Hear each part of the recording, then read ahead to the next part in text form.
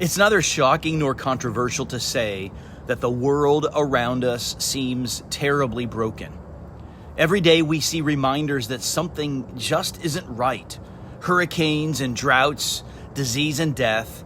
We watch forests burn. We watch families grieve. We even watch nations fight.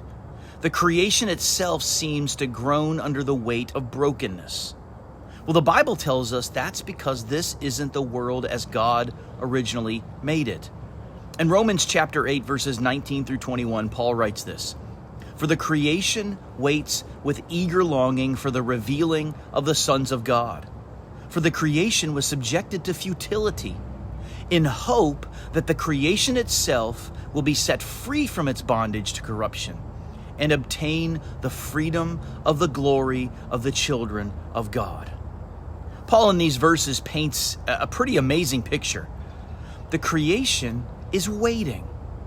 The phrase eager longing, it's a vivid one. It describes someone stretching their neck, standing on tiptoe, looking expectantly toward the horizon for something they know is coming. So, what is the creation waiting for? The day when God's children are fully revealed in glory. We may wonder, well, why is that? And it's because the creation's future is tied in God's mind to ours. When Adam sinned, the curse reached far beyond humanity. The ground was cursed. Death entered the world.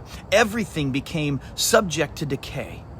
The world God declared very good now bears the scars of sin. But that curse will not have the final word.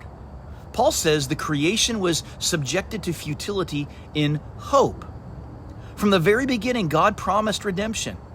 Through the death and resurrection of Jesus Christ, God has already begun restoring what sin has broken. And then when Christ returns, he won't simply rescue his people, you and me, in faith, but he will also renew the creation itself. The same Savior who makes sinners new will one day make all things new.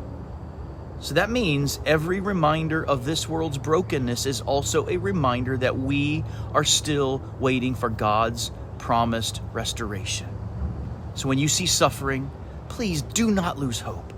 When you experience disappointment, don't think God has abandoned you or his creation. Rather, remember that history is moving toward God's ultimate renewal. The risen Christ is not only redeeming a people for himself, he is preparing a restored creation where righteousness dwells and every effect of sin will finally be undone. Friends, the world is waiting. And because Christ has risen, our waiting is not wishful thinking. It is confident hope. I'll see you next time.